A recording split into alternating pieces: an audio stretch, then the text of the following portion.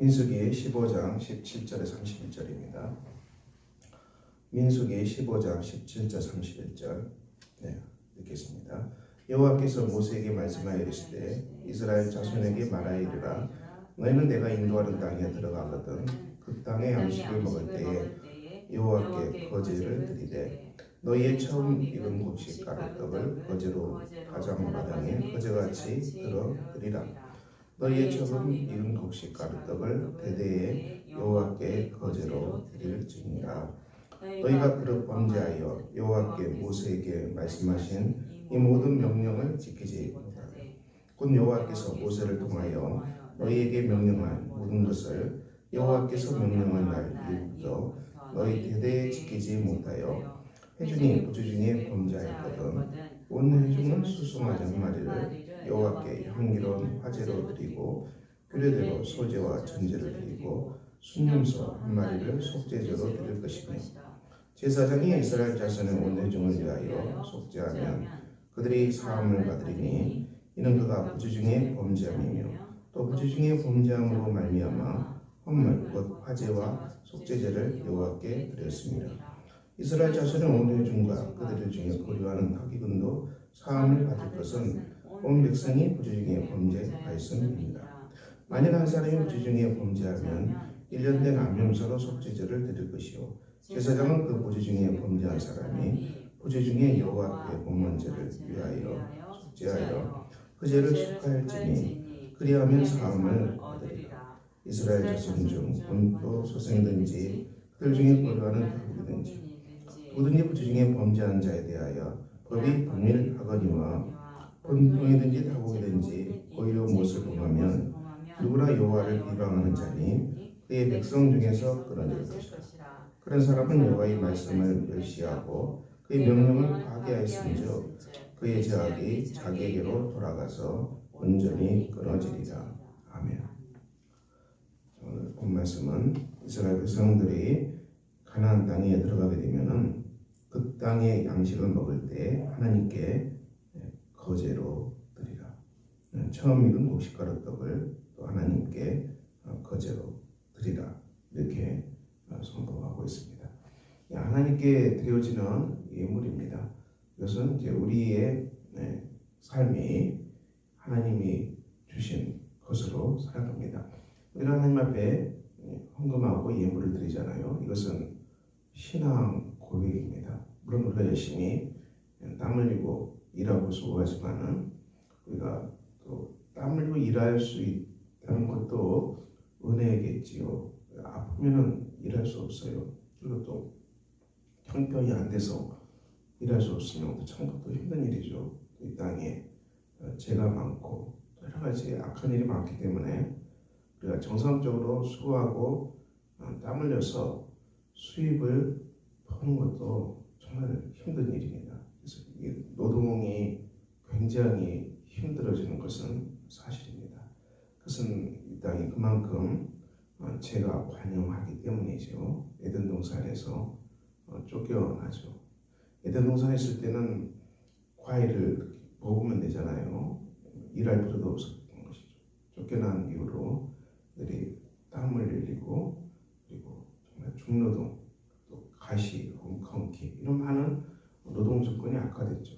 그래도 우리가 일하고 땀 흘려서 하나님의 은혜로 살아가는 것이죠. 우리가 이 땅에 일할 수 있음도 또 하나님의 은혜고 또 건강한 몸으로 일할 수 있는 것도 은혜입니다. 아프면 일을 못하잖아요.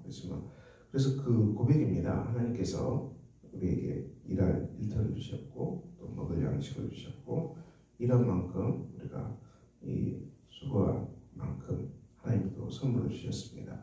이 고백에서 하나님의 은혜로 살아갑니다. 하나님 주신 선물로 살아갑니다. 이것이 우리가 하나님 앞에 예물을 드리는 마음이죠. 그 신앙의 고백입니다. 본문 이제 22절부터는 부지 중에 범한 죄입니다. 이것은 이제 과실입니다. 과실로 인한 죄에 대해서는 너희가 이 속죄제를 드리라. 그래야면 사함을 얻는다. 제사장은 속죄제를 드리라. 그래야면 그가 사함을 받을 것이다. 계속 이 말씀은 하고 계십니다. 이 과실입니다. 우리가 이 실수로 잘못할 수 있습니다. 실수로 또 실족할 수 있고 실수로 넘어질 수 있습니다. 이 형법에서도 이 과실로 인한 범죄는 형량이 약합니다. 과실은 약합니다. 이 과실치사, 교통사로 사람이 죽는 거잖아요. 과실이죠. 고의로 죽인 것은 아니고요. 과실치사와 고의로 죽인 살인죄는 형량이 다릅니다. 형법도 고의와 과실은 굉장한 차이를 두고 있습니다. 오늘 말씀은 하나님은 과실로 인한 것은 하나님께 속죄를 드리면 용서받는다. 그런데 고의, 3절 이하는 고의입니다. 고의로 무엇을 범하면 여호와를 비방하는 자니 백성 중에서 끊어진다. 하나님의 말씀을 멸시하고 하나님의 명령을 파기하신즉 그의 죄악이 자기로 돌아가서 온전히 끊어지리라 그랬어요. 무슨 말씀입니다. 이 고의 일부러 이 범하는 죄에 대해서는 하나님께서 엄한 경고의 말씀을 주고 있습니다. 우리가 이 알면서도 범한 죄, 이건 참 우리가 해서는 안 되는 고백입니다.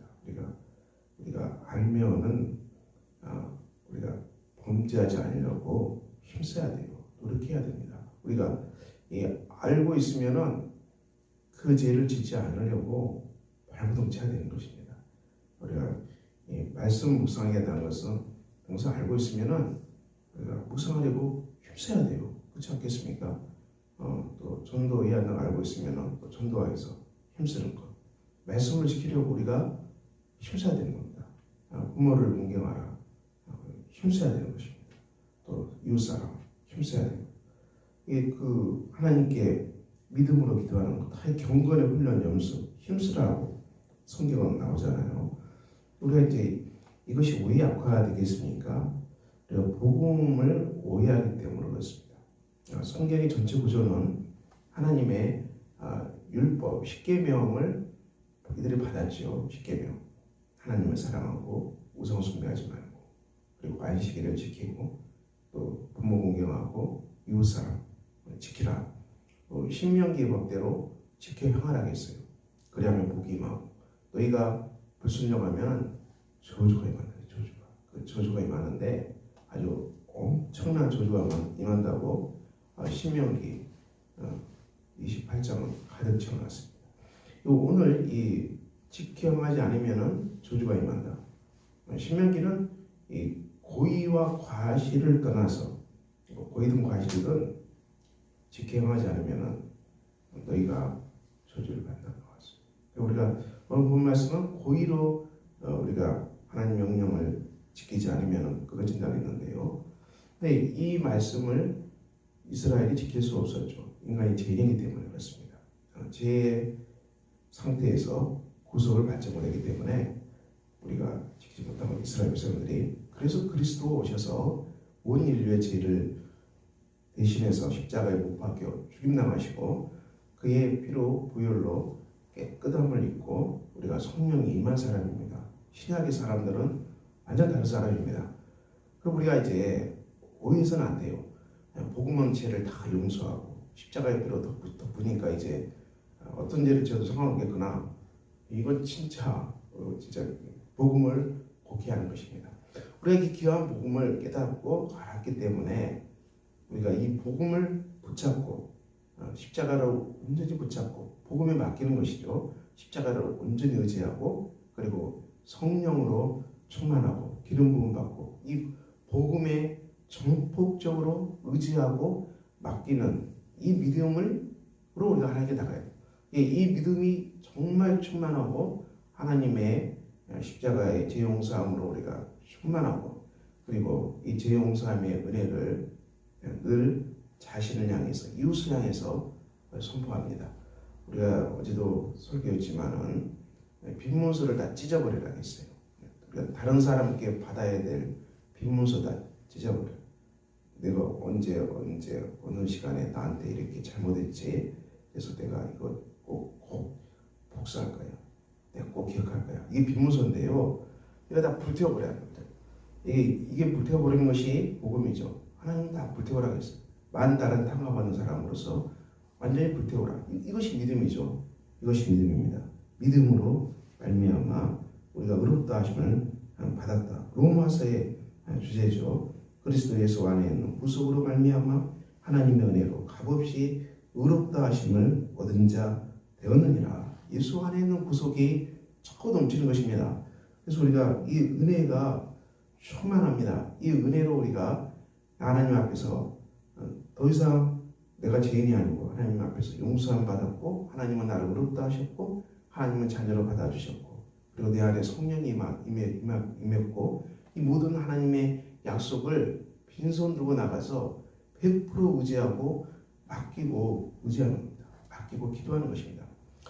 이게 잘 안 되면은 그게 바로 회개입니다. 회개라는 것은 이게 잘 되지 않고 하나님께 은혜 전폭적으로 드리지 못하고 그것을 전폭적으로 믿지 못하고 맡기지 못하고 신약 성경의 죄는 믿지 않는 거라고 했어요. 예수님은 나를 믿지 않는 게 죄입니다.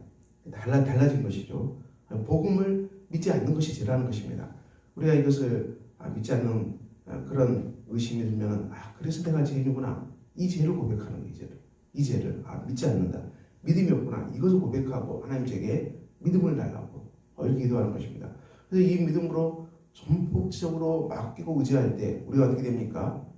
이 10계명이 지켜지게 되어 있습니다. 복음에 완전히 맡기면은 반드시 맡겨 신뢰하는 사람, 그 사람은 전폭적으로 의지하는 사람은 이 율법 10계명이 지켜지게 되어 있습니다. 이게 그 신약의 법이죠. 로마서 3장 31절. 우리가 믿음으로 말미암아 율법을 폐하느뇨? 그럴 수 없느니라. 도리어 율법을 굳게 세우느니라. 율법을 굳게 세운다는 것입니다. 그럼 우리가 성경의 중심 구조는 어떻게 됐습니까? 하나님이 율법을 주셨는데 죄인인지라 그 율법을 지킬 수가 없었어요.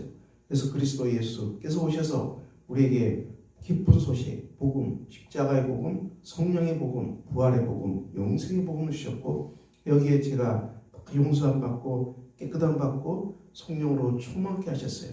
여기에 전폭적으로 의지하고 우리의 죄를 고백하고 의심하는 죄부터 시작해서 다 고백하고 낱낱이 다 고백하고 하나님께 전폭적으로 의지하고 맡길 때 성령으로 충만할 때 우리가 어떻게 됩니까? 로마서의 말씀처럼 율법을 지키느니라 굳게 세우느니라. 그러므로 우리가 신구약 성경은 율법은 우리로 복음으로 인도합니다. 율법 앞에서 죄인임을 회개하고 우리는 그리스도 앞에 손들고 빈손 들고 나아가서 복음으로 우리 영혼이 충만하게 됩니다. 그리고 이 복음이 충만하게 임한 사람들은 드디어 하나님의 율법을 말씀을 지키는 사람, 십계명을 지키는 사람으로 변화되어 있습니다. 반드시 지키게 되어 있습니다. 이런 구조로 신구약 성경이 되어 있습니다. 그러므로 사랑하는 성도 여러분, 여러분들은 어디에 계십니까? 여러분이 죄인인지를 깨닫지 못하니까 율법을 직면하지 못한 사람이에요. 그리고 율법을 직면해서 죄인임을 깨달았습니까? 그럼 복음 앞에 손을 드는 사람, 복음 앞에 맡기는 사람, 전폭적으로 복음을 의지하고 십계명을 지키는 율법을 굳게 세우는 복된 삶을 살아가는 여러분들 되시기를 예수 이름으로 축원합니다. 기도하겠습니다. 아버지 하나님, 오늘도 우리가 주 앞에 섰습니다. 우리가 죄인인지라 쓰러지고 넘어지고 자빠집니다. 우리의 모든 죄를 주 앞에서 고백하고 우리 안에 있는 불안과 염려와 의심과 두려움, 걱정 이 모든 것들 우리가 갖고 있지 않게 하시고 하나님께 다 고백하고 평안함을 누리게 하시고 십자가의 복음을 깨닫게 하시고 영생의 복음을 깨닫게 하시고 우리가 성령으로 충만한 사람들 다 되게 하셔서 우리가 이 안에서 드디어 율법을 굳게 세우는 복된 우리의 삶이 되게 하여 주시옵소서. 예수 그리스도 이름으로 기도합니다. 아멘. 하늘에 계신 우리 아버지의 이름을 거룩하게 하시며 아버지의 나라가 오게 하시며 아버지의 뜻이 하늘에서와 같이 땅에서도 이루어지게 하소서. 오늘 우리에게 일용할 양식을 주시고 우리가 우리에게 잘못한 사람을 용서해 준 것 같이 우리 죄를 용서해 주시고 우리를 시험에 빠지지 않게 하시고 악에서 구하소서. 나라와 권능과 영광이 영원히